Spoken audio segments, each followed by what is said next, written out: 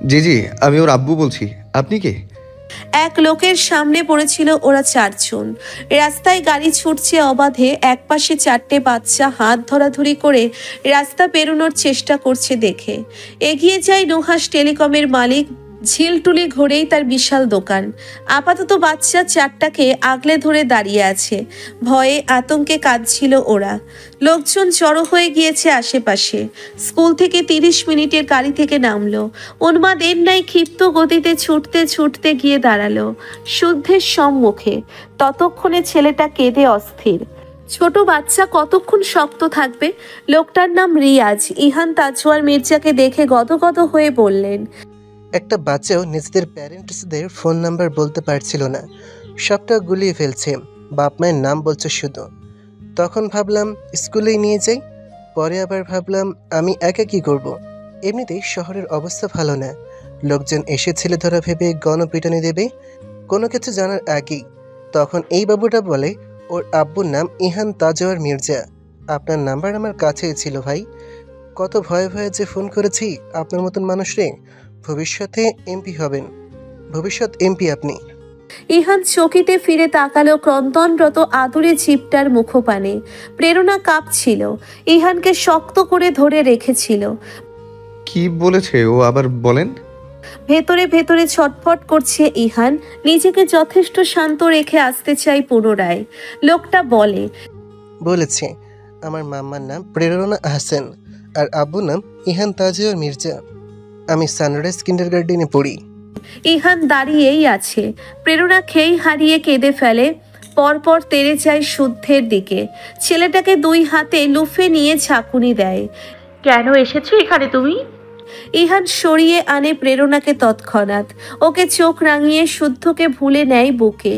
বুকটা ফুলে উঠেছে। হঠাৎ মেঘ শ্বাস ফেলে শুদ্ধকে বলে, তোমার আব্বু ইহান তাজওয়ার মির্জা? শুদ্ধ চোখ মোছে, বলে না কিচ্ছু। বাচ্চাটা ভীষণ ভয় পেয়েছে। একসময় তো ভেবেই নিয়েছে মাম্মাকে আর দেখবে না। প্রেরণা এগিয়ে গিয়ে নিজেও আগলে ধরল শুদ্ধকে, বলতে থাকলো, এমন করে কেউ? তোমার কোথাও লাগেনি তো বাবা? ঘুরল ইহান ছেলেটাকে কোলে নিয়েই। যেন প্রেরণাকে এই মুহূর্তের ভাগ সে দেবে না, যেন এই মুহূর্তটুকু শুধুই তার। এই সময়ে এভাবে এমন অনুভূতি হবার কারণ সে জানে না, তবে বুকটা বড্ড প্রশান্ত। শুদ্ধর কপালে কপাল ঠেকিয়ে বলে, আমি তোমার আব্বু? শুদ্ধ মাথা ঝাঁকায়, সম্মতি দেয় সে। ইহান ঘোলাটে দৃষ্টিতে বাচ্চাটাকে দেখে, অস্থির শ্বাস ফেলে বলে, তুমি বোঝো আব্বু মানে কি? শুদ্ধ মাথা নাড়ায়। সে গতকাল রাতে বুঝেছিল, তবে এখন মনে নেই। শুধু জানে ইহান আঙ্কেল তার আব্বুই। ইহান এবার মিশিয়ে নেয় বুকের সাথে, এমন শক্ত করে মিশিয়ে নিয়েছে যে শুদ্ধের জো নেই ছোটার। বড় বড় শ্বাস ফেলে ইহান বলে, বুঝতেই হবে না তোমাকে, তুমি শুধু বুঝবে আমি তোমার আব্বু। আমি ইহান তাজওয়ার মির্জা, তোমার আব্বু। মনে থাকবে? শুদ্ধ মাথা নাড়ায়। তার মনে থাকবে, সব সময় মনে থাকবে। শুদ্ধ এবার ঘন ঘন মাথা নাড়ায়, তার সব সময় মনে থাকবে। গাড়িতে নীরব তিনজন, এত ঝক্কি সামলে অবশেষে বাড়ির পথে ফিরছিল ওরা। মঈনের কথায় ওসি তক্ষুনি ফোর্স পাঠাতেই চাচ্ছিল। ঠিক তখনই ইহানের কল পেয়ে থামে। স্কুলে হেডমিস্ট্রেস আর বাকি প্যারেন্টসদের সাথে আজকের দুর্ঘটনা নিয়ে মিটিং শেষ করে দুপুর 2টার দিকে বাড়িতে ফিরছে তিনজন। প্রেরণা সিটে তার বিধ্বস্ত গা এলিয়ে রেখেছে। শুদ্ধ তার আব্বুর কোলে সেটে বসে আছে, তখনও নামেনি। দুহাতে গলা জড়িয়ে রেখেছে চুপটি করে। কেঁদেছিল নাকি খুব আমার শুদ্ধ? শুদ্ধ মাথা নাড়ায়। সে খুব বেশি কাঁদেনি। কেন কাঁদনি? মাম্মা বলে ছেলেরা কাঁদে না। ছেলেরা কাঁদলে কি হয়? জানি না। হাসে ইহান, বলে, তোমার মাম্মা ভুল বলেছে, ছেলেরাও কাঁদে, সবাই কাঁদে, তবে অকারণে কাঁদতে নেই। এই যে এখন মাম্মা আর আব্বু আছে, এখন তো একেবারেই কাঁদবে না। বাড়িতে ঢোকার আগে আগে দরজায় দাঁড়িয়ে ইহান বড় করে নিঃশ্বাস নিয়ে প্রেরণাকে বলেছে, মুডটা প্লিজ ঠিক করুন। সবাইকে দুশ্চিন্তায় ফেলে কি লাভ বলুন? ওকে আমরা দুজন মিলে রাতে খেলার ছলে বোঝাবো। মাথা নাড়ে প্রেরণা। মুখ থেকে অন্ধকার ভাবটা সরিয়ে সেও বুক ভরে শ্বাস নেয়। যথারীতি শান্ত ভঙ্গিতে বাড়িতে ঢোকে ইহানের পিছু পিছু। সবাই তখন খাওয়া দাওয়া সেরে যে যার ঘরে ঢুকেছে মাত্র। ঋতু ছেলে আর ছেলের বউয়ের মুখ দেখে সরাসরি বলল, এত দেরি কেন? তোদের খিদে পায়নি? আরো কয় ঘন্টা বাইরে থাকতিস। এত দেরি হবে যখন তখন কল করতিস, ড্রাইভার পাঠিয়ে শুদ্ধকে আনতাম। ইহান মায়ের কথায় শুকনো হেসে জবাব না দিয়েই ওদের নিয়ে উঠল দোতলায়। শুদ্ধকে নিয়ে ঢুকেছে ঘরে। কোল থেকে সরাসরি বিছানাতে বসিয়ে প্রেরণাকে বলল, ওর জামা কাপড় নিয়ে আসুন, এই ঘরেই ফ্রেশ হোক, ছেলেটা ঘেমে গিয়েছে খুব। প্রেরণা মাথা নেড়ে ঘর থেকে বেরুতেই দেখল ঋতু উদ্বিগ্ন ভঙ্গিতে শুদ্ধের দরজার কাছে দাঁড়িয়ে। সাথে ছিল ওর বড় চাচি শাশুড়ি।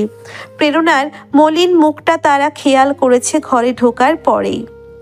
কোনো খবর আছে? ঋতু ফিসফিসিয়ে জানতে চায় ছেলের বউয়ের কাছে। প্রেরণা বুঝতে না পেরে বলে, কিসের খবর মা?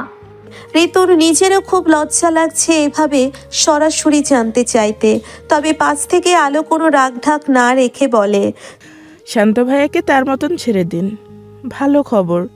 চকচক করছে আলোর চোখ দুটো। বেশ কদিন ধরে প্রেরণার দুর্বলতা দেখে সে এটা নিশ্চিত হয়েছিল প্রায়ই। শাশুড়িদের কথায় এইবার প্রেরণা ব্যাপক লজ্জা পায়। বেচারি হাঁসফাঁস করে উঠে বলে, মা এসব কি বলেন? আমাদের বিয়ের 1.5 মাস হলো মাত্র। তো ইহান আমার বিয়ের 1 মাসের মাথায় পেটে এসেছিল, তো কি হয়েছে? ঋতু যেন গজগজ করে উঠতে চাইল। প্রেরণা লাজুক মুখটা নামিয়ে দাঁড়িয়ে থাকে। এবার ঋতু ধীর গলায় বলে, প্রণমী ছোট, তাই ওকে বলি না। তুমি তো ছোট না, এত অবাক হও কেন? যুগ ভালো, কি সব ওষুধ টষুধ খেয়ে কত মেয়েরা পরে বিপাকে পড়েছে। এমন কিছু করো না, আমি সুস্থ সবল আছি, আমরা পেলে দিতে পারবো, তোমার ঝামেলা হবে না, তুমি শান্তিতে তোমার পেশা সামলাতে পারবে। প্রেরণার গাল দুটো ক্রমশ অতিমাত্রায় রক্তাভ হয়ে উঠল। পরপর মাথা নুইয়ে বাতাসের বেগে শাশুড়ির সামনে থেকে গিয়ে শুদ্ধের ঘরে ঢুকলো। আলো হাসছে। ঋতু বিরক্তির সুর টেনে বলে, হেসো না তো। অবশ্য কাদের কি বলছি, এরা তো এখনো আপনি আগে থেকেই বেরোতে পারে না। আবার এরা দেবে নাকি আমায় নাতি, ঢং করতে বিয়ে করেছে। ঘরের ভেতর মৃদু একটা আওয়াজ হলো, শুদ্ধের মৃদু চিৎকার। প্রেরণা ওর পোশাক নিয়ে এসেই দরজায় দাঁড়িয়ে পড়ল। উদ্বিগ্ন হয়ে ভেতরে দিল উকি। ততক্ষণে শুদ্ধ থেমেছে। কাঁচুমাচু ভঙ্গিতে দাঁড়িয়ে আছে, কোমরের সামনের দিকটাতে হাত চেপে। ওর পাশেই হাঁটু ভেঙে বসে আছে ইহান। সেকেন্ড ফুরোতেই শুদ্ধকে আড়াল করে নিয়ে প্রেরণাকে বলল, পোশাক রেখে প্লিজ লিভ। হতবাক প্রেরণা চোখ কপালে তুলে বলল, হয়েছেটা কি? শুদ্ধ থমথমে গলায় বলল, mamma, I had an accident, please leave. Prerona ছেলেটার অস্বস্তি বুঝে যায় ওর অসুবিধাও।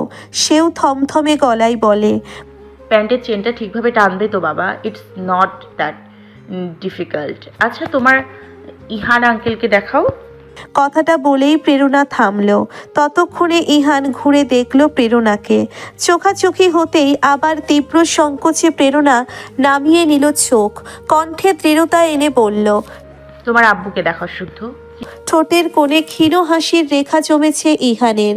সে মন দিল শুদ্ধের প্যান্টটা ঠিক করাতে। প্রেরণা স্থির হয়ে দাঁড়িয়ে আছে টের পেয়ে বলল, কিছু বলবেন? প্রেরণা আর চেপে না রেখে মুখ খুলল। তখন গাড়িতে যে কথাগুলো বলেছিল সেগুলো টেনেই বলে উঠল, শুদ্ধ আপনারও ছেলে।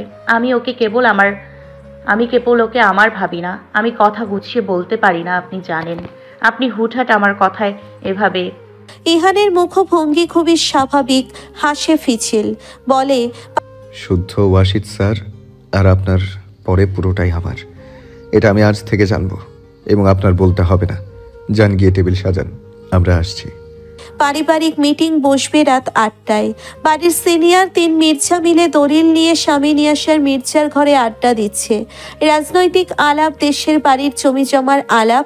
বাকিরা সবাই যে যার ঘরে। শুদ্ধ ছিল আলোর কাছে। অবসর সময়ে আলো প্রায়শই শুদ্ধকে কমিক পড়ে শোনায়। প্রেরণা হাত মুখ ধুয়ে খেতে বসে গিয়েছিল তখন। ঘরে ঢুকেই ব্যস্ত হলো গোসল সারবে তখন। দেখলো ইহান কারো সাথে মিটিং করছে। ল্যাপটপের স্ক্রিনে নিবদ্ধ তার গম্ভীর মনোযোগী দৃষ্টি। লোকটা বেশ চাপে আছে এমনিতেই, তার উপর সব দিকের ঝক্কি সামলে যাচ্ছে।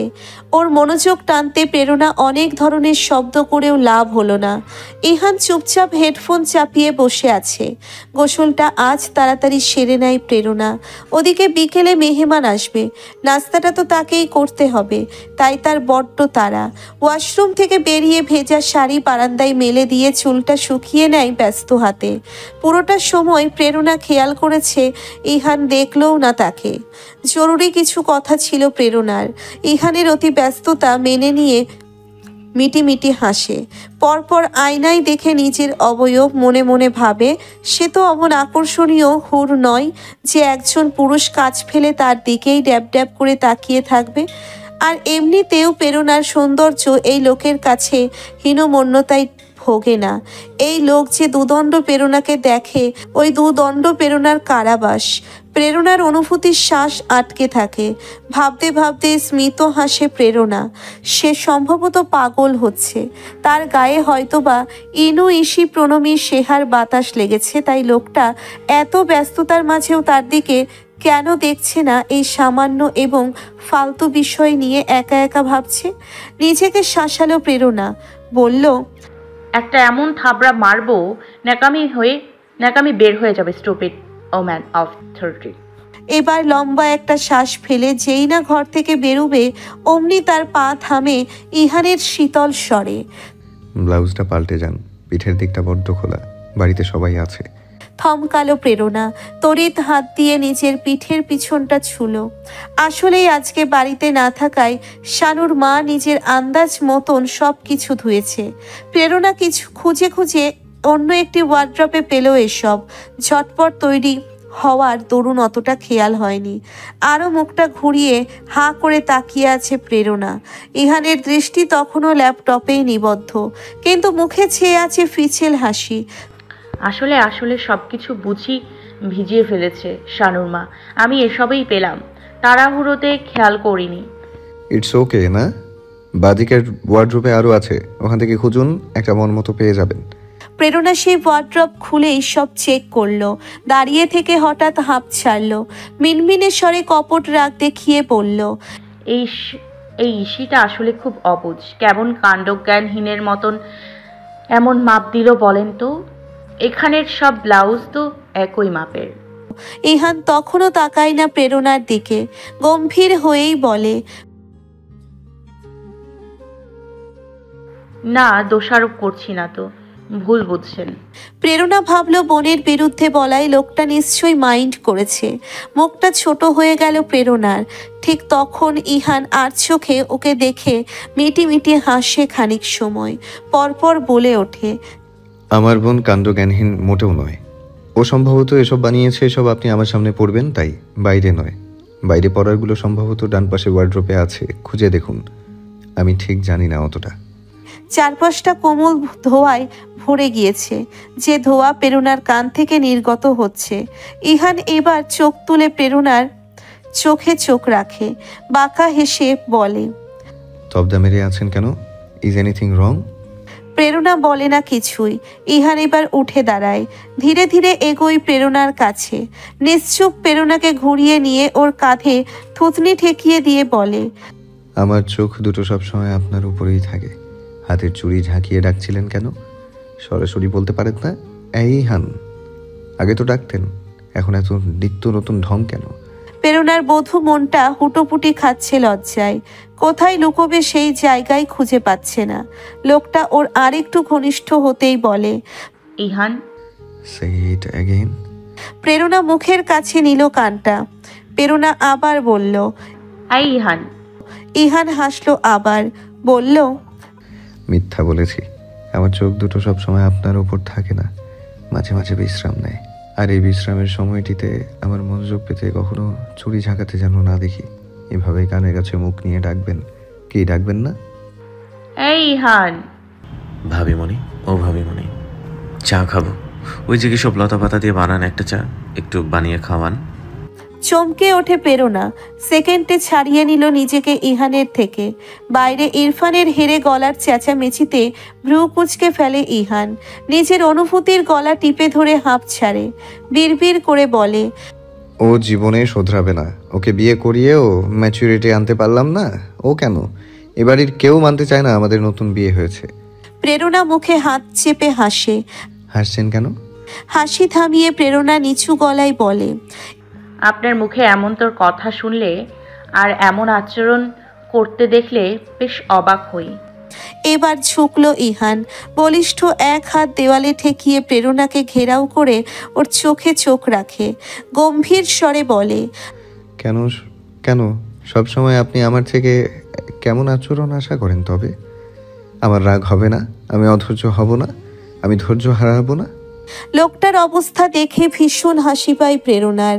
খুব না হলেও ইহান কিছুটা রেগে গিয়েছে তা বুঝেছে সে। একটু আগে অনেকটাই কাছাকাছি চলে এসেছিল তারা। অনুভূতি অনেকটাই আবেশিত ছিল।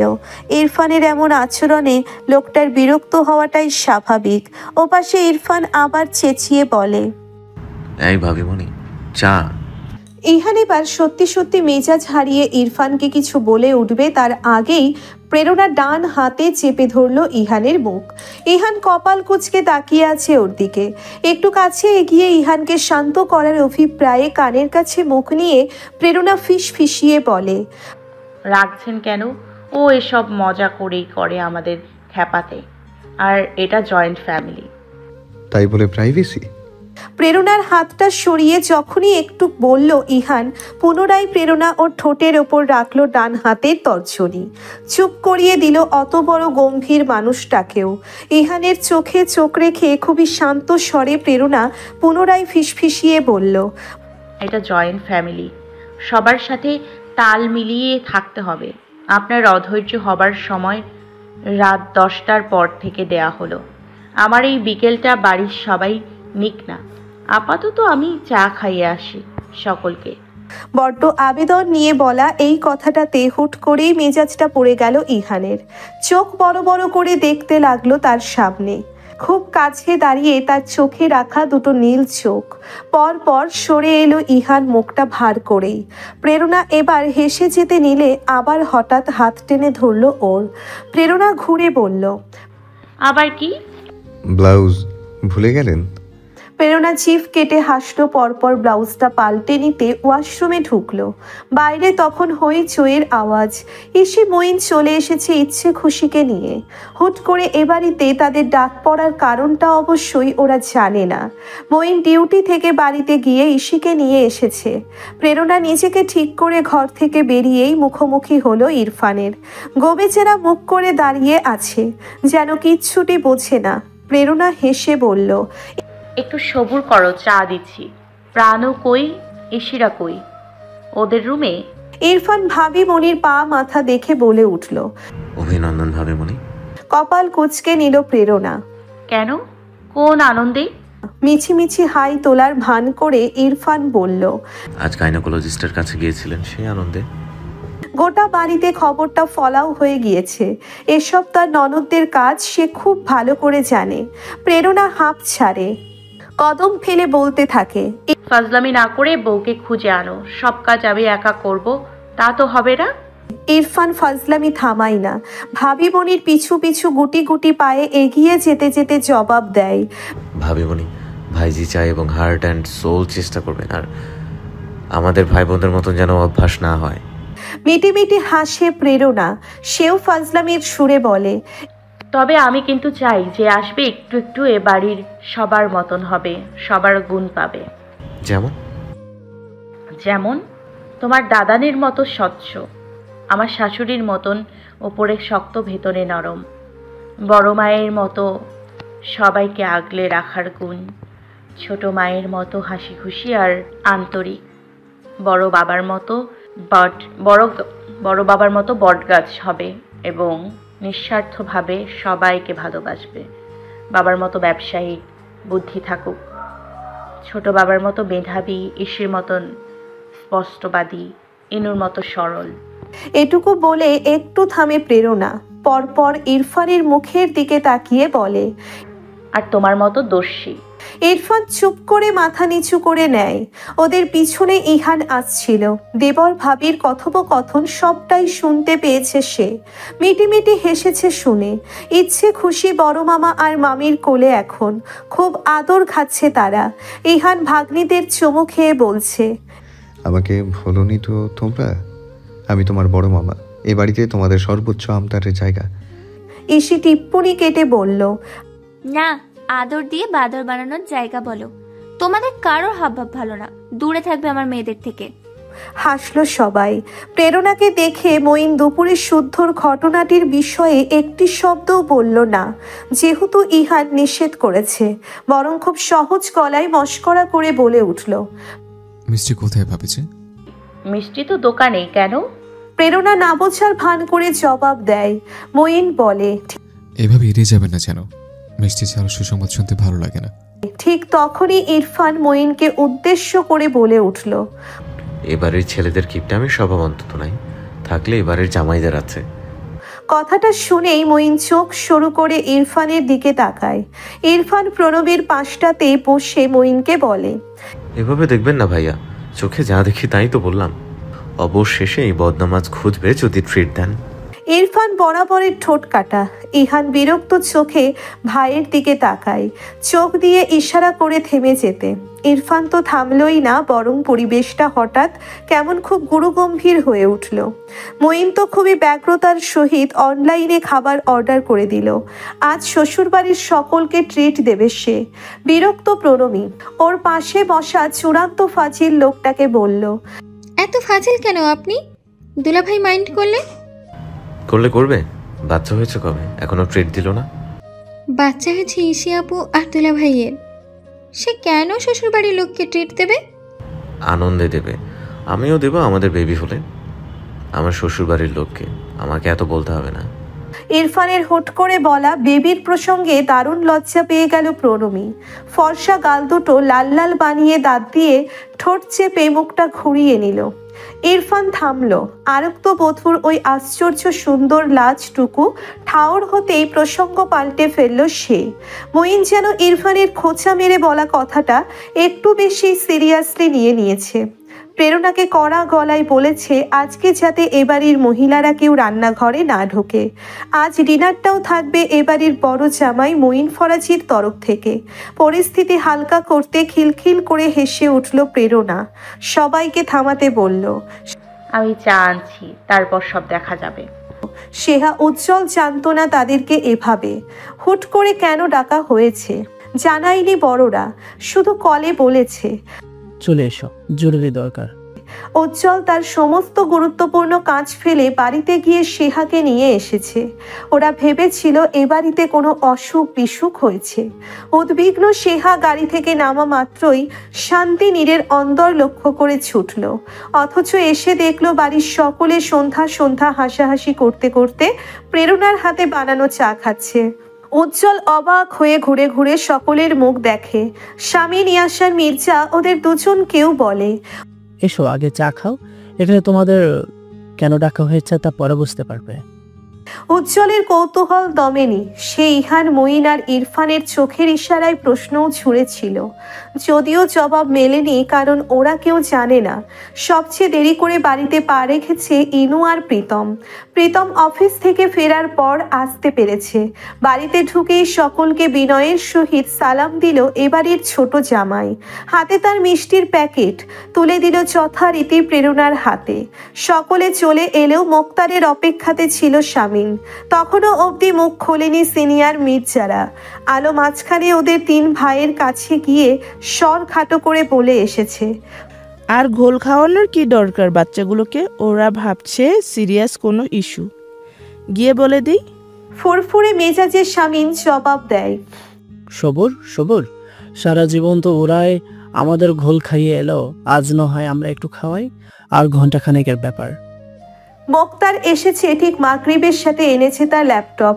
মোক্তারকে দেখেও কেউ কিছু স্পষ্ট করে ধরতে পারেনি, তবে খটকা লেগেছে সকলের মনেই। সবাই বেশ চিন্তিত ভঙ্গিতে শামিনের নির্দেশে নিচতলার ড্রয়িং রুমে ছড়িয়ে ছিটিয়ে বসলো। অতঃপর আলো ধীরে ধীরে নামলো ফাইলগুলো নিয়ে। অপেক্ষার অবসান ঘটিয়ে এবার সামান্য হেসে পরিস্থিতি হালকা করলো শামিন। পরপর গলা খাকারি দিয়ে বলল, আজ তোমাদের একটি বিশেষ কারণে জামায়াত করেছি আমি। ব্যাপারটা হলো, তোমাদের কিছু জিনিস এ যাবৎ কাল আমি দেখভাল করেছি, আগলে রেখেছি এবং কাজে লাগিয়েছি। আমার জীবনটা এখন নির্বিড় হতে যাচ্ছে, তাই তোমাদের জিনিস তোমরা আজ হাতে হাতে আমাদের থেকে বুঝে নেবে, উইদাউট মেকিং এনি সাউন্ড। পরিস্থিতি গুমোট, প্রত্যেকে অবুঝ নয়। শামিনের কথাবার্তা আর ওর হাতের ফাইলগুলো দেখে ইতিমধ্যেই সবটা বুঝে নেয় সকলে, তবে বলে না কিছুই। মঈন এবার উঠে দাঁড়ায়, ওকে থামিয়ে দেয় শামিন। কোথায় যাচ্ছ? বাবা, এইসব আপনাদের পারিবারিক বিষয়। ওর কথায় সম্মতি জানিয়ে তৎক্ষণাৎ উঠে দাঁড়ায় প্রীতম আর উজ্জ্বল। ইসমাম বলল, তোমাদের কি হলো? বাবা, আপনার কথা বলুন, আমরা যাই। প্রীতমের বলার পরে যেন প্রেরণাও তৎপর হলো। বিব্রত ভঙ্গিতে প্রণমীর কাঁধ আগলে তুলে শামিনকে বলে, বড় বাবা, মঈন ভাইয়া ঠিকই বলেছে, আমরা যাই, আপনারা কথা বলুন। এবার শামিন সামান্য ধমকে উঠে সকলকে, বসো, যে যে জায়গা থেকে উঠছো ওখানে বসো এক্ষুনি। ওরা কাছুমাছু ভঙ্গিতে আবার যখন বসলো, তখন শামিন প্রথমে 3 জামাইয়ের দিকে তাকিয়ে বলতে শুরু করে, আমি জানি এটা আমার পারিবারিক বিষয়, তবে সেই পারিবারিক সূত্রেই তোমরা আমাদের 3 মেয়ের অভিভাবক। এইসব সম্পর্কে ওদের তেমন জ্ঞান নেই। ওদের যা কিছু সবকিছু সম্পর্কে তোমাদের অবগতি থাকা প্রয়োজন, তোমাদেরকেও জানতে হবে। এবার প্রেরণার দিকে তাকিয়ে শামিন বলল, আর তোমরা এবারের বউ, এবারের লোক। তোমাদের শাশুড়িরা কিন্তু পাই টু পাই সব জানে আমাদের বংশে কোথায় কয় কাঠা জমি। নিজেদের স্বামীর যা কিছু আছে সবকিছু সম্পর্কে অবগত থাকা প্রয়োজন। বাড়ির বউ জামাইদের চুপ করিয়ে দিল শামিন কয়েকটা বাক্যে। পরিস্থিতি থমথমে। এবাড়ির বাচ্চারা তখনও মুখ খোলেনি। ইহান, ইরফান, ইশি, ইনু আর শেহা এক দৃষ্টিতে তাকিয়ে আছে নির্লিপ্ত ভঙ্গিতে। ওপাশে শুদ্ধ একা একা বল খেলছে। এবার ইসমাম মুখ খোলে, ছেলে মেয়েদের উদ্দেশ্য করে বলে, সব বন্টন করতে হবে শুরু থেকে। সবার আগে আমরা 3 ভাই আমাদের একমাত্র বোন ঈশিতার প্রাপ্য সমস্ত কিছু দিয়ে দিতে চাই। শেহা উজ্জ্বলের পাশ থেকে এইবার উঠে দাঁড়ায়, কপট রাগ দেখিয়ে বলে, এই জন্য আজ এইভাবে ডেকে আনলে কেন? আমি আমার ভাগ চেয়েছি, আমার বাবা বা হাজবেন্ড চেয়েছে। ওর জবাবটা ওর বড় মামা দেয়। ম্ল্যান হেসে ওর দিকে একটা ফাইল এগিয়ে ধরে সরল গলায় বলে, এই বাড়িতে সবকিছু নিয়ম অনুযায়ী বন্টন হয়েছে। এই তোমার মায়ের ভাগ। তবে হ্যাঁ, আমি এই শান্তিনীলের এরিয়া ভাগ করে দিইনি। আমার বোন যতদিন জীবিত থাকতো ওর অধিকার ততদিন এই বাড়িতে থাকতো। তুমি ওর মেয়ে, আমি যতদিন জীবিত আছি তুমি তোমার মায়ের এই অংশটুকু যখন খুশি তখন ভোগ দখল করতে চলে আসবে। আমরা তোমার 3 মামা নিজেদের মেয়ের মতন করে তোমার নাওয়ারি গ্রহণ করব। এবং আমি আমাদের বাড়ির ছেলেদের উপর আদেশ করে দিলাম এই কাজটা যেন তারা আমার মৃত্যুর পরেও চালিয়ে যায়। ঈশিতার মেয়ের সঠিক মূল্যায়ন, সম্পত্তি বন্টন মানে সম্পর্ক আলগা হওয়া নয়। থামলো শামিন। ততক্ষণেই শেহার চোখ দুটো ভরে উঠেছে জলে। থমকে তাকিয়ে আছে বড় মামার দিকে। শামিন আবারও চমৎকার একটা হাসি দিয়ে ভাগ্নির মাথায় হাত বুলিয়ে দিয়ে ওর কোলের ওপর তুলে দেয় ফাইলটা। মোক্তার অন্যান্য কাগজপত্র গোছগাছ করছে। বাকিরা নিস্তব্ধ। এবার স্বামীর নিজের 2 ভাই ও ভাইপোদের উদ্দেশ্য করে বলে, একটা বিষয় উল্লেখ করছি, সঙ্গত কারণে এই বাড়িতে আমাদের 3 ভাইয়ের মধ্যে সম্পত্তির পরিমাণ বেশি আমার। কারণ আমাদের দাদা ইলহাম ইসমাম জন্মানোর পূর্বেই আমার একার নামে অনেক কিছু করে দিয়েছিল। তো আমার যেহেতু কোনো ছেলে নেই, আমার সম্পত্তি পুরোটাই পাচ্ছে ইসি। এখন আমার ভাইপো হিসেবে তোমাদের যেটুকু প্রাপ্য আমি সেটুকু দিয়েছি। তোমরা চাইলে মুক্তার সাহেব বিষয়টি বুঝিয়ে দিতে পারে। বলেই স্বামীর নিজের মেয়ের কোলের উপর তার ফাইলটা রাখে। ইসি মাথা নিচু করে বসে আছে, যদিও তবে ফাইলটা দেখে না আর। এদিকে বড় বাবার কথায় ইহান আর ইরফানের চোয়াল কঠিন থেকে কঠিনতর হচ্ছে, যা শামীম বুঝতে পারছে না। সে এক মনে কথা বলেই যাচ্ছে। এবার ইরফানের দিকে তাকিয়ে বলে, এবং আসি পরের বিষয়টিতে। এই যে তোমাদের দুই ভাইয়ের সমান সমান ভাগ, এগুলো রাখো। তবে ইরফান, একটা বিষয়, তোমার দাদানের কিন্তু সম্পত্তি তোমার থেকে একটুখানি বেশি। তোমার দাদু তোমাকে জন্মাতে দেখেনি, তোমার জন্মের আগেই ও সব ইহানের নামই করেছে। তোমার কি কোনো আক্ষেপ আছে? এইবারই ইরফান আর নিজের মেজাজটা ঠিক রাখতে পারল না। অকস্মাৎ উঠে দাঁড়ায় এবং হাতে পেল টান। ইলহাম মির্জা ছেলেকে টেনে ধরে বসিয়ে দিয়েছে, কিন্তু মুখটা থামাতে পারল না ওর। স্বামীনের দিকে চেয়ে চেঁচিয়ে বলে ওঠে, বড় বাবা, আজ কিন্তু বাড়াবাড়ি তুমি করছো। আই ওয়ার্ন ইউ, তুমি যদি এসব বেহুদা কথা থামাও, নয়তো। হাসে স্বামীন হালকা গলায় বলে, বেহুদা এবং বাড়াবাড়ি নয়, এটা উচিত, তোমাদের জানা উচিত সবটা। স্বামীন শান্ত ভঙ্গিতে ঘুরে ইসমামের হাতে এনুর ফাইলটা তুলে দেয়। ইসমাম ফাইল হাতে নিয়ে মেয়ে জামাইয়ের মুখ দেখে। প্রীতম যেন লজ্জায় মাটির সাথে মিশে যাচ্ছিল। ইসমাম জামাইকে কিছু বলে লজ্জা না দিয়ে নিজের মেয়েকে বলল, এসব কিছু তোমার, যদিও এখানে তোমার মাম্মা এবং আমার পার্সোনাল অ্যাসেটস নেই, ওসব পরে তোমাকে বুঝিয়ে দেব। মেয়েকে কথাটা বলা শেষ করে ইসমাম ঘুরল প্রীতমের দিকে, বলল, এসব সামলে রেখো। শেহা, ইসি বা ইনু কেউ ফাইলগুলো ছুঁয়েও দেখল না। ওসব যার যার কোলের উপর বড্ড অবহেলায় পড়ে আছে। সবাই ভীষণ চুপচাপ। ইহান শুরু থেকে নীরব থাকলেও এবার মুখ খোলে। সরাসরি নিজের বাবা চাচাদের মুখ অবলোকন করে বলে, সব বলা এবং বোঝানো শেষ। হাফছাড়ের স্বামীন বলে, আপাতত। এইবার ইহান উঠে দাঁড়ায়। থমথমে মুখে বসে থাকা তিন বোনের কোলের ওপর থেকে তাদের প্রাপ্য সম্পত্তির ফাইল তিনটে এবং একই সাথে ইরফান আর তার ফাইল দুটো একসাথে করে নিয়ে গিয়ে দাঁড়ায় আলোর সামনে। আলোর হাতে ফাইলগুলো সুন্দরভাবে তুলে দিয়ে খুবই শান্ত গলায় বলে, বড় বাবার আলমারিতেই রেখে দাও।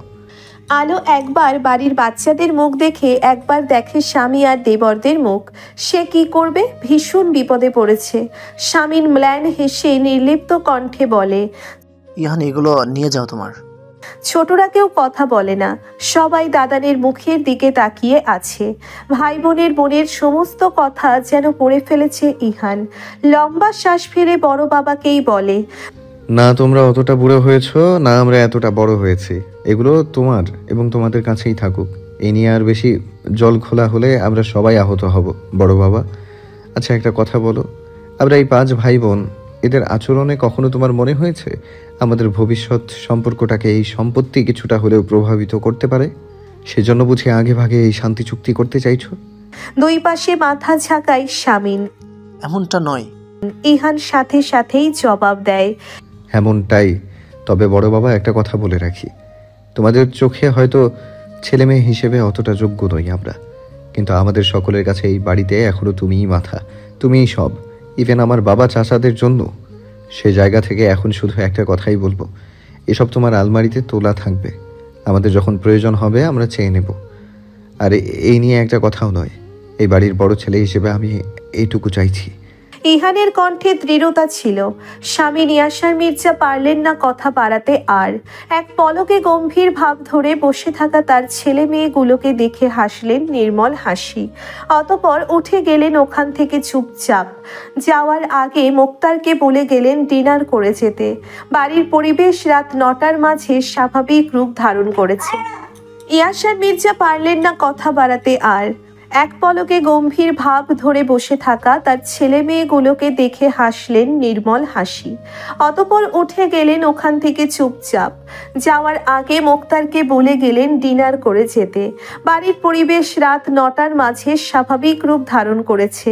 সকালে সকলে মিলে হইচই করতে করতে রেস্তোরাঁ থেকে আসা খাবারগুলো খেয়ে আড্ডা জমিয়েছে নিচতলায়। মেয়ে জামাই আর ছেলের বউদের প্রাণোচ্ছল হাসির ঝংকারে মুখরিত নিচতলার লিভিং রুম। 3 সিনিয়র মির্জার ভরা সংসার। অন্যদিকে সিনিয়র মির্জারা প্রসন্ন চিত্তে মাথা পেতেছে বালিশে। আড্ডা এসে ভাঙে শুদ্ধ।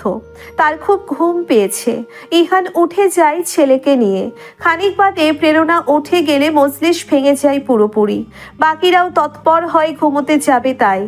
আজকের দিনের চমৎকার একটি পারিবারিক মহলের স্বাদে তৃপ্তিতে ঢেকুর তুলছিল ওরা।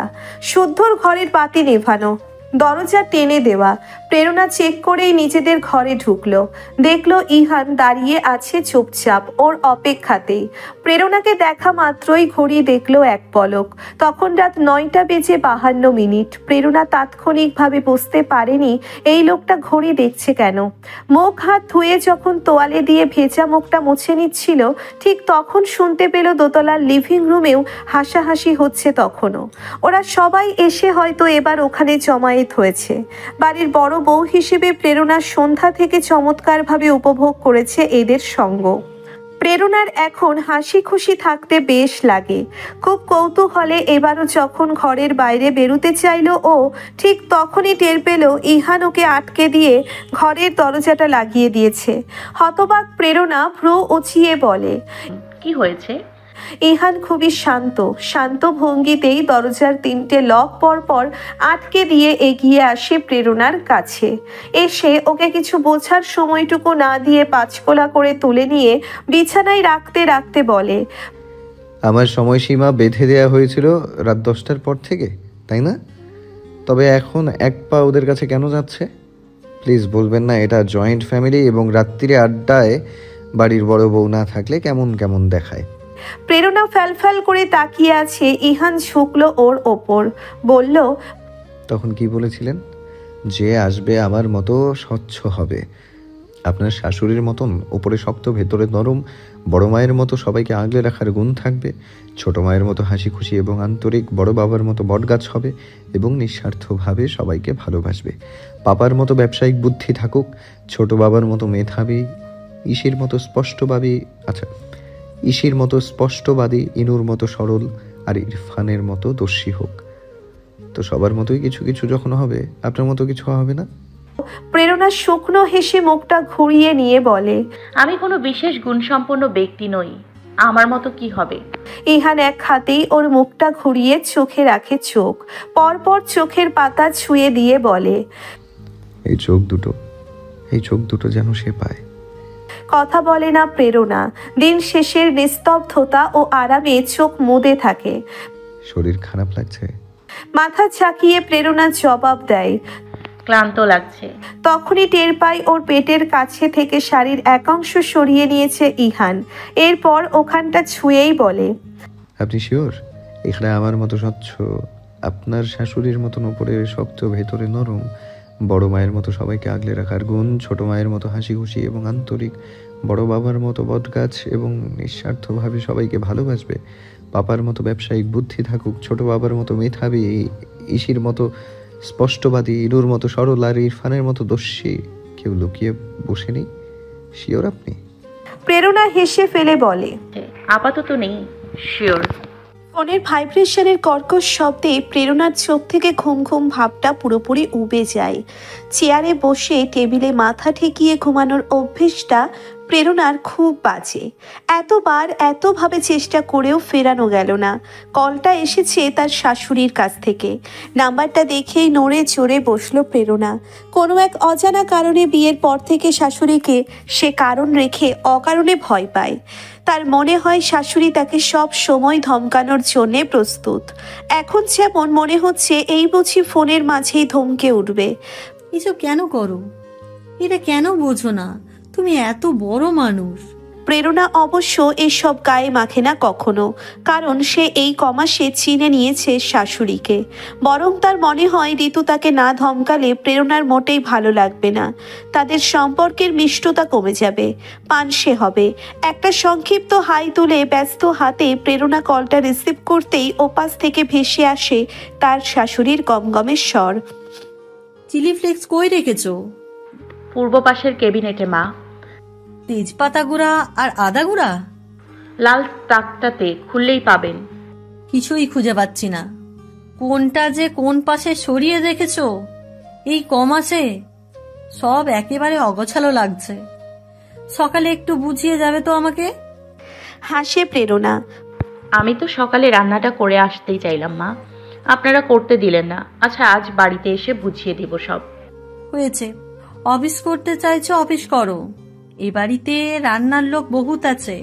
কর্মজীবী বউয়ের ডানা ছেঁটে তাকে দিয়ে সারাক্ষণ রান্না করানোর মতো এতটা চাঁদরেল শাশুড়ি বোধ হয় হতে পারবো না। শুধু আমি দেখতে পাচ্ছি পুরো রান্নাঘরটা নিজের কায়দায় সাজিয়ে রেখেছো এই কমাসে। চিনতেই পারছি না কিছু। প্রেরণা জবাব না দিয়ে হাসে। ওপাশে তার শাশুড়ি বলে যেতে থাকে, দুপুরে ফিরলে ইহানকে সাথে নিয়ে ফিরো। কই কই যায় কে জানে। ঠিকঠাক মতো বাড়িতে শ্বাস ফেলতে পারেনি এই সপ্তাহে। আমি বললে তো শোনে না এখন আর। ভাবলাম এখন সময়টা তোমার, রাজত্ব তোমার, তোমার কথা যদি শোনে। শাশুড়ির আদেশে যথা আজ্ঞা বলে কল কেটে প্রেরণা মিটি মিটি হাসে। সত্যিই কি 4 মাসে প্রেরণা শুধু ওই রান্নাঘরের সাজ বদল করতে সক্ষম হয়েছে? ঋতু নামের ভদ্র মহিলার ভরসার পাত্রী হতে পারেনি? হয়তো পেরেছে। প্রেরণা তো টের পায় সবটাই। প্রেরণার সামনে টিভিটা মিউট করে রাখা। লোকাল চ্যানেলে তখন ইহানকে টুকটাক দেখানো হচ্ছিল।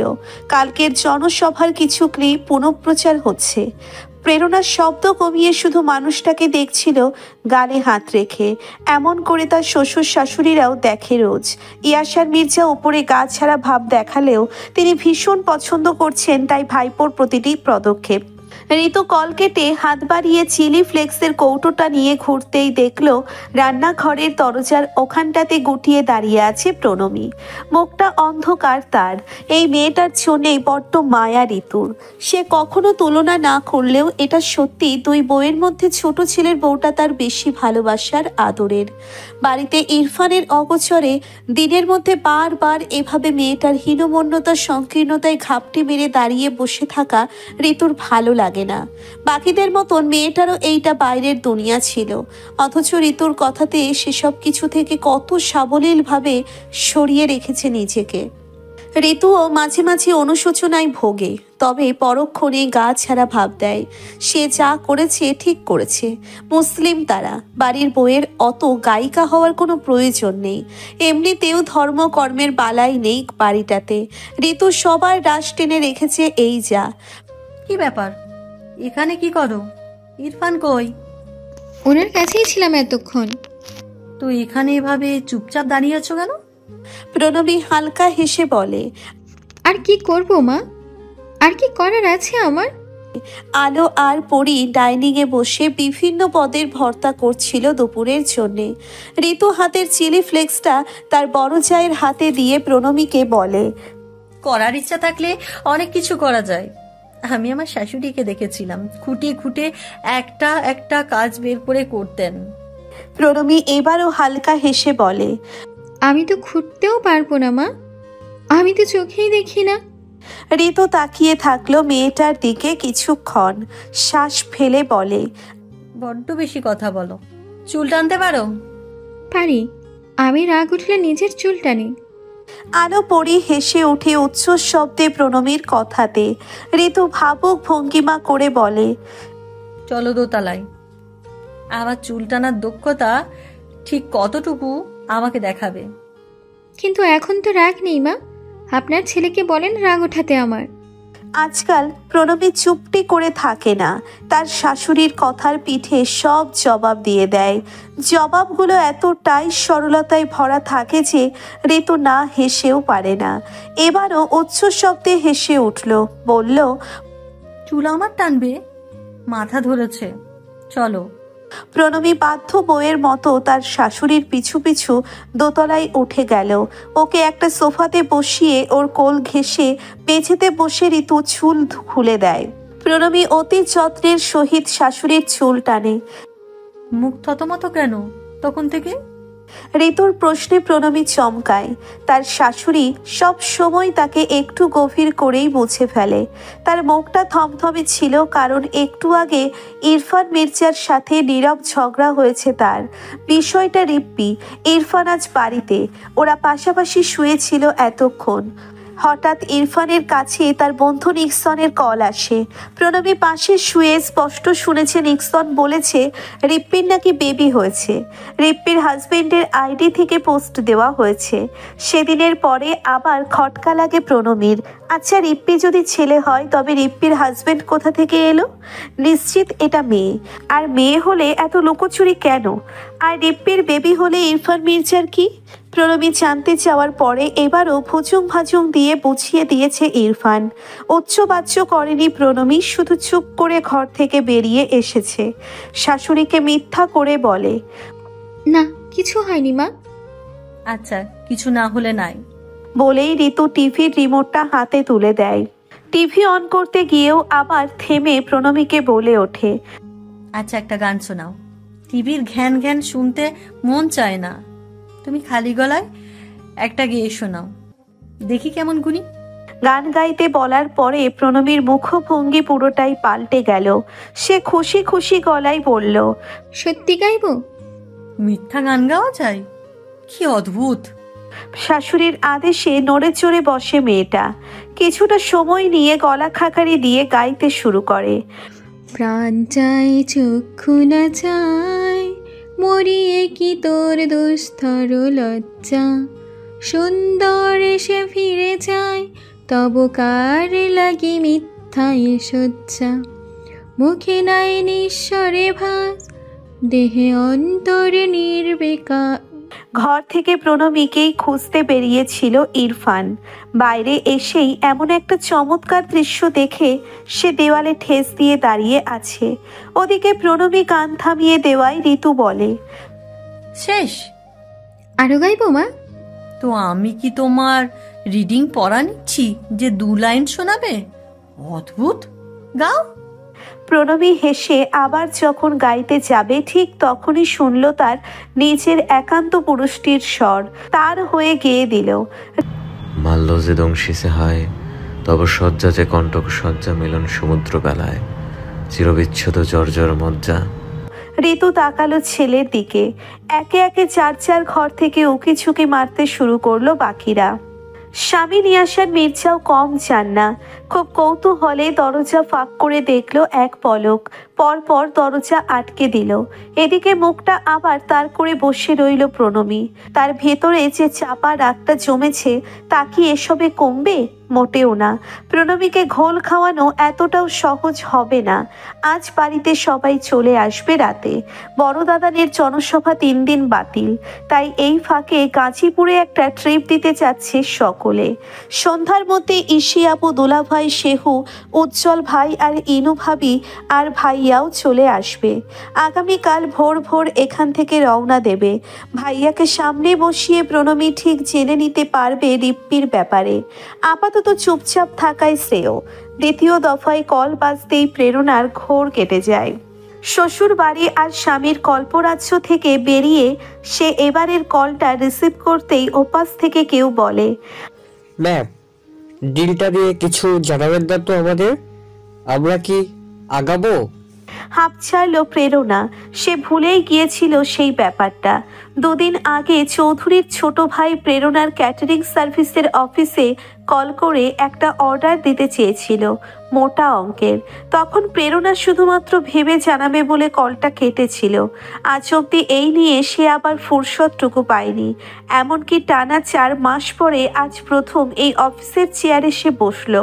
খুব অলসতা ঢুকেছে তার মধ্যে। ফোনের ওপাশে অপেক্ষারত লোকটাকে প্রেরণা আর বেশি অপেক্ষা না করিয়ে বলে, দুঃখিত, আসলে এ ব্যাপারে আমি আমার হাজব্যান্ডের সাথে আলাপ না করে কিছু বলতে পারছি না।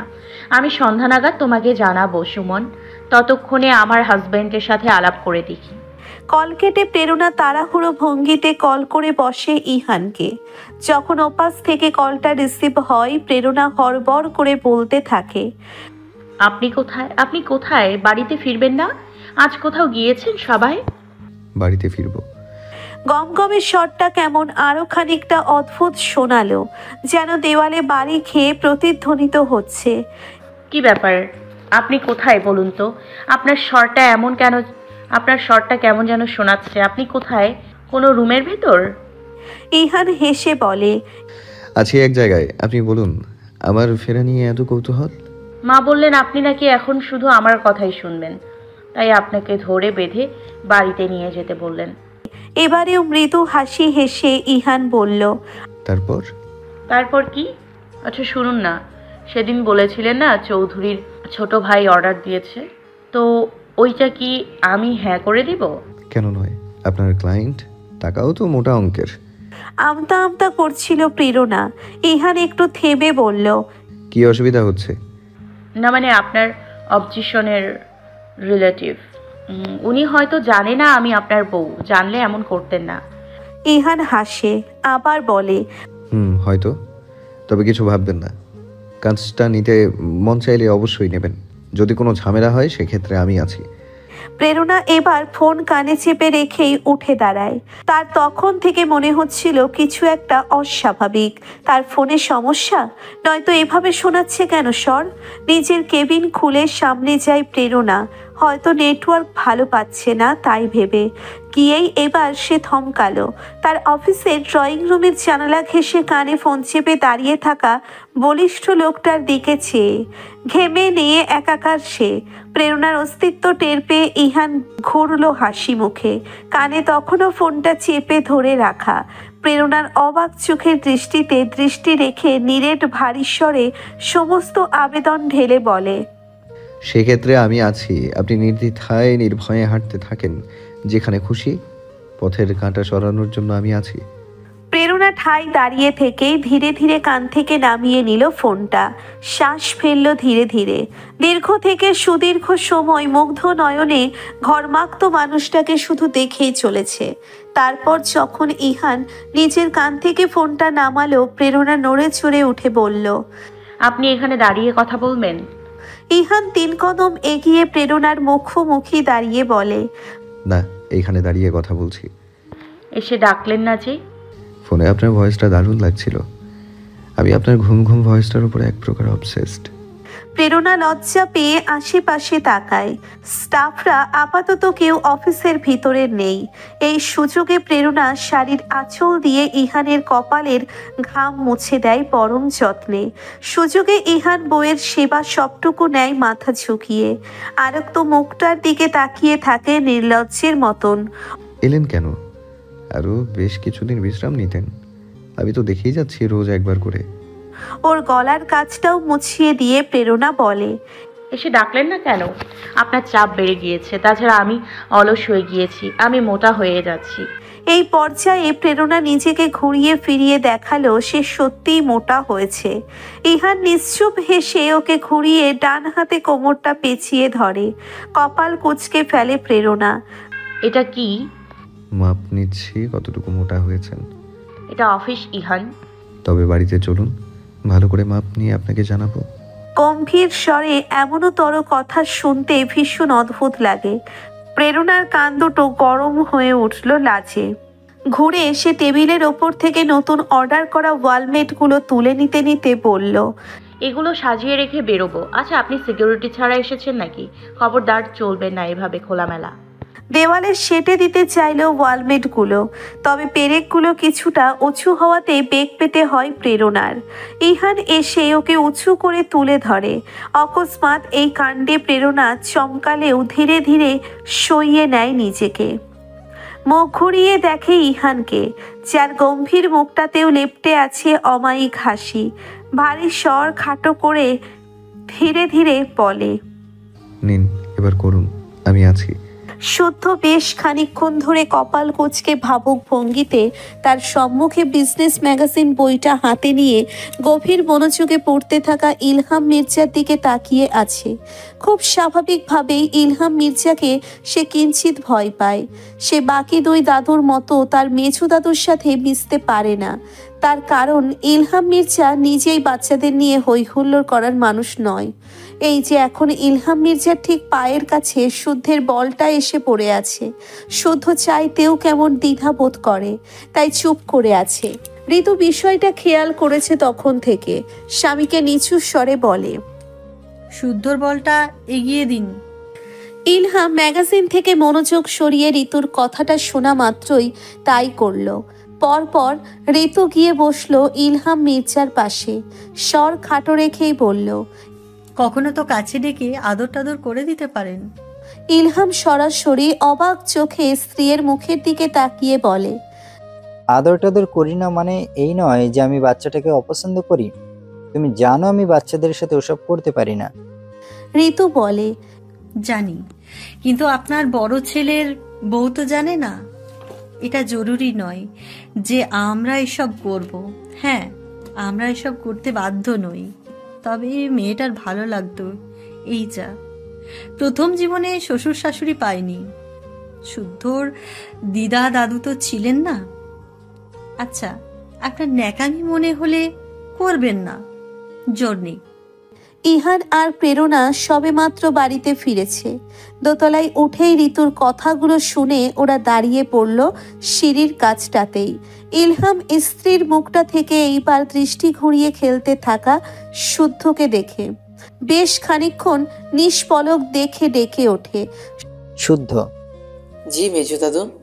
শুদ্ধ সবিনয়ে সাড়া দেয়। ইলহাম অমায়িক হেসে বলে, মেজো দাদু না, আমাকে শুধু দাদু ডেকো। শুদ্ধ হাঁ করে তাকিয়ে আছে। ইলহাম এবার ঋতুর দিকে ফিরে বলে, এর বেশি আহ্লাদ আমি পারি না ঋতু, আমার ভাগেরটা তোমরা করো।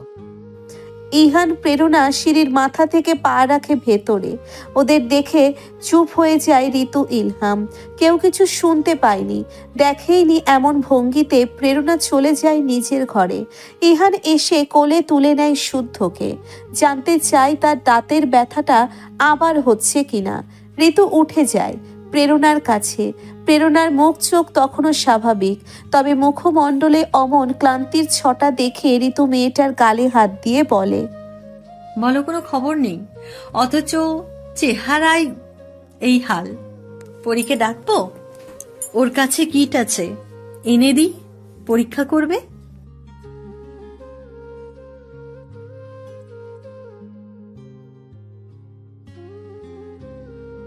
কি হয়েছে?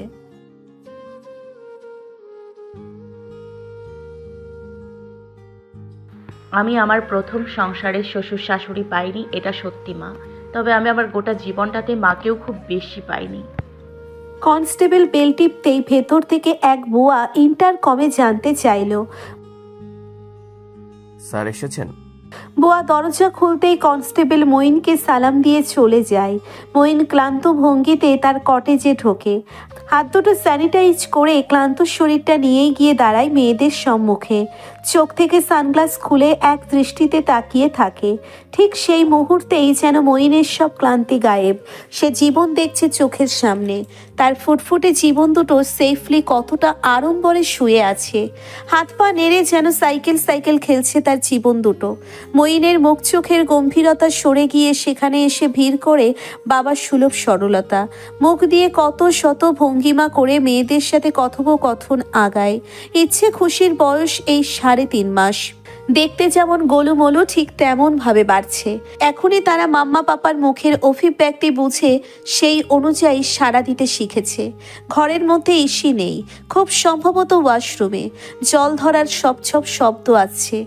ইচ্ছে খুশির মাথার কাছে মিঠি বসে আছে। মঈন চোখে মুখে রাজ্যের মুগ্ধতা নিয়ে ভ্রু উঁচিয়ে হেসে হেসে ফিসফিসিয়ে মেয়েদের বলে, কি ব্যাপার, মাম্মা এইভাবে একা রেখে গিয়েছে? ভয় করছে আমার মাদের? দাঁড়াও, বকুনে দিব মাম্মাকে। হাত নেড়ে হাসছে ইচ্ছে খুশি। ঠিক তখনই ইসি ওয়াশরুম থেকে বেরোয়। মঈন কিঞ্চিত বিরক্ত ভঙ্গিতে বলে, এইভাবে একা কেন রেখেছে ওদের? ভেজা চুল তোয়ালে পেঁচিয়ে ইসি উত্তক্ত স্বরে বলে, ওমা বলে কি, আমি ওদের নিয়ে ঢুকবো গোসল করতে? আয়া কোথায়? বসে রাখবে না পাশে? এতক্ষণ তো বসেই ছিল, ওরা ঘুমিয়েছিল তাই নামাজে দাঁড়িয়েছি। মঈন 2 হাতে দুটো মেয়েকে তুলে আগলে নিয়ে বলে, এভাবে একা রাখবে না, তুমি একটু পরে গোসলে ঢুকলে খুব ক্ষতি হয়ে যেত না? একা কোথায়, ওই যে মিঠি বসে। তাছাড়া ওরা ঘুমাচ্ছিল, দরজার ছিটকিনি খোলা রেখে আমি গোসল সেরেছি। স্বামীর কাছে কৈফিয়ত দিয়ে বিছানায় বসে হাঁপাচ্ছে ইসি। মঈন এবার হেসে ইচ্ছে খুশিকে চুমু খেয়ে শুইয়ে রেখে মিঠিকে কোলে তুলে নেয়। ওকেও একটা চুমু খেয়ে বলে, তুমি রাগ করেছো আজকাল?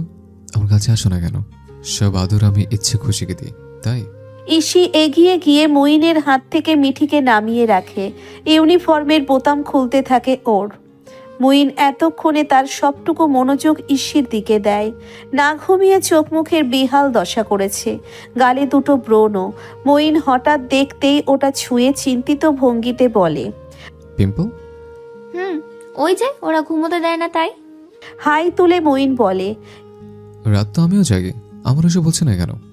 ঈশি হেসে ফেলে, এসব কেমন কথা? এমন ভাবে বলছো যেন তোমার আফসোস হচ্ছে পিম্পল নেই তাই। কথাটা শেষ করতে পারল না ঈশি। মুইন এক হাতে ঈশিকে পেঁচিয়ে ধরে থুতনি ঠেকায় ওর কাঁধে। রুমের এক কোণে একটা বিশাল সাইজের আয়না রাখা, ওরা ঠিক সম্মুখে দাঁড়িয়ে আছে। ঈশির পা থেকে মাথা মুইনের ঘোর লাগা দৃষ্টি বুলিয়ে অবনত স্বরে বলে, ঠিক আফসোস হয়, এই মোটে যাওয়া, এই মুখটা ফ্যাকাশে হওয়া, এই হেয়ারফল প্রবলেম না হওয়ার আফসোস। তবে বাবা আমার জন্য ভীষণ আনন্দ হয়, আর সেজন্য থ্যাঙ্কস ঈশি। ঈশির কানের লতিতে একটা গাঢ় চুমু এঁকে মঈন তার ধন্যবাদটা সম্পূর্ণ করে। এর মাঝে ইচ্ছে খুশি কেঁদে উঠলে দুজনে ব্যস্ত হয়ে পড়ে দুজনকে কোলে তুলে সামলে নিতে। বাইরে কলিং বেলটাও তখন বাজছিল। ওরা ভাবলো হয়তো ও বাড়ি থেকে কেউ এলো, তবে না। মেইন দরজার ফাঁক গলিয়ে উকি দিতেই ওপাশ থেকে কনস্টেবল বলল, স্যার, কার্পেন্টাররা এসেছে। দরজার বাইরে দুজন মধ্যবয়সী কার্পেন্টার দাঁড়িয়ে আছে। ঈশি কিছুই বুঝতে পারছে না, তবে মঈন তাদের দেখে কিছু একটা মনে করার ভঙ্গিতে বলে ওঠে, ওহো, আমার আসলে মনেই নেই, কিন্তু আজ আমরা ব্যস্ত। আপনারা নেক্সট সানডে চলে আসবেন। যেসব জিনিস প্রয়োজন কেয়ারটেকারকে বলে রাখবেন, সে অর্ডার করে নেবে। লোক দুটো মাথা নেড়ে চলে যেতেই ঈশি প্রশ্ন করে। মঈন খুশিকে কোলে দোলাতে দোলাতে জবাব দিল, দক্ষিণে ঘরটা বেশ আলো বাতাসের, ওটা হবে তোমাদের ওয়ার্কিং প্লেস। ইচ্ছে খুশির জন্য স্পেসটা সুন্দর করে ডেকোরেট করে দেবে। থিমটা আমি পছন্দ করে রেখেছি। কিছুক্ষণ তাকিয়ে থেকে ঈশি বলে, ওয়ার্কিং প্লেস? মঈন এবার হেসে জানায়,